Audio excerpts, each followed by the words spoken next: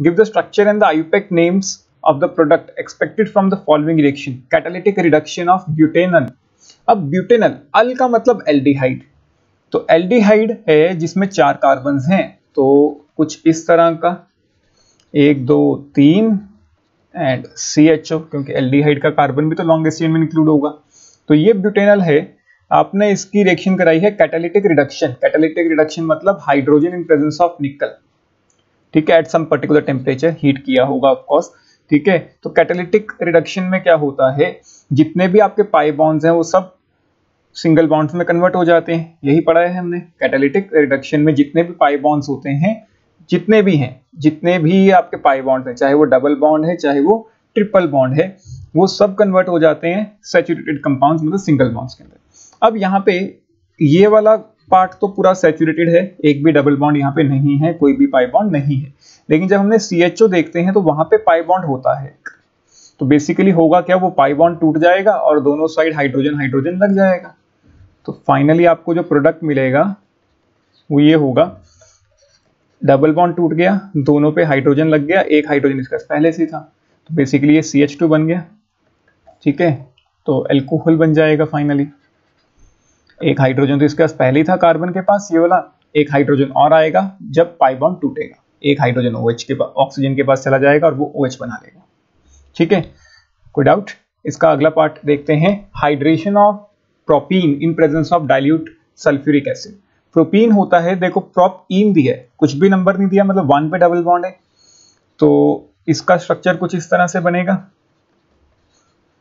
अब आपने इसकी की है hydration in presence of H2SO4, तो हाइड्रेशन का मतलब addition of water in presence of acid.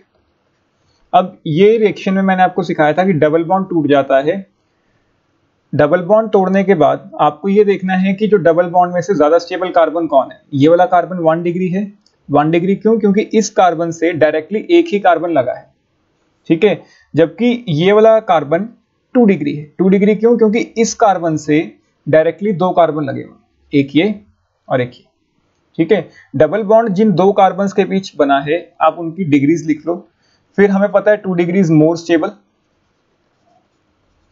ठीक है। मोर स्टेबल वाले पे पॉजिटिव चार्ज लगा दो, लेस स्टेबल वाले पे हाइड्रोजन लगा दो। मोर स्टेबल वाले पे पॉजिटिव चार्ज लगा दो, लेस स्टेबल वाले पे हाइड्रोजन लगा दो। ऐसे ही पढ़ा था ना हमने acid catalysed hydration of alkenes में, ठीक है।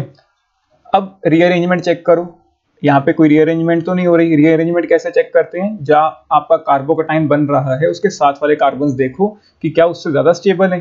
ये वाला कार्बन 2 डिग्री है, जबकि ये साइड वाले कार्बन 1 डिग्री है, तो ज्यादा स्टेबल के बनने के कोई चांसेस नहीं है, मतलब कोई रीअरेंजमेंट नहीं होगी। अगर कोई रीअरेंजमेंट नहीं हो रही तो अब वाटर से हमें क्या मिल जाएगा, OH। तो फाइनली पॉजिटिव चार्ज हट जाएगा और इस कार्बन पे लग जाएगा OH, ठीक है। तो ये प्रोडक्ट बनेगा। अगला क्वेश्चन देखते हैं, third part, reaction of propanone with methyl magnesium bromide followed by hydrolysis. Propanone क्या होता है, एक कीटोन, ONE मतलब कीटोन, और 3 कार्बन का कीटोन, तो यही होगा 3 कार्बन का कीटोन। इसको मैंने रिएक्ट कराया किसके साथ, मिथाइल मैग्नीशियम क्लोराइड, मतलब MEMgBr, ठीक है। और फॉलोड बाय हाइड्रोलाइसिस, बाद में हाइड्रोलाइसिस कराई, पहले ये रिएक्शन होगी। अब ग्रिग्नार्ड रिएजेंट है ये, ग्रिग्नार्ड रिएजेंट से मुझे क्या मिलता है, alkyl ion as a nucleophile, तो CH3 नेगेटिव मिलेगा मुझे यहाँ से। वो CH3 नेगेटिव अटैक करेगा इस कार्बन पे, क्योंकि इस कार्बन पे बहुत ज्यादा पार्शियल पॉजिटिव चार्ज होता है, तो अटैक हुआ। कार्बन पहले से स्टेबल था, 4 बॉन्ड बने हुए थे, उसने अपना एक बॉन्ड तोड़ के चार्ज किसको ट्रांसफर कर दिया, ऑक्सीजन को, जिससे हमें क्या मिला, CH3C। इस कार्बन पे CH3 ने अटैक किया था, मतलब वो जुड़ गया, डबल बॉन्ड टूट के क्या बन चुका है, सिंगल बॉन्ड, ठीक है। अब हमने इसकी क्या कराई, हाइड्रोलाइसिस, मतलब वाटर से रिएक्शन, तो वाटर से जो O नेगेटिव है वो H पकड़ लेगा, ठीक है। तो फाइनली जो प्रोडक्ट मिलेगा वो क्या मिलेगा, CH3 थ्राइस COH, ये कंपाउंड आपको मिल जाएगा। कोई डाउट? ठीक है।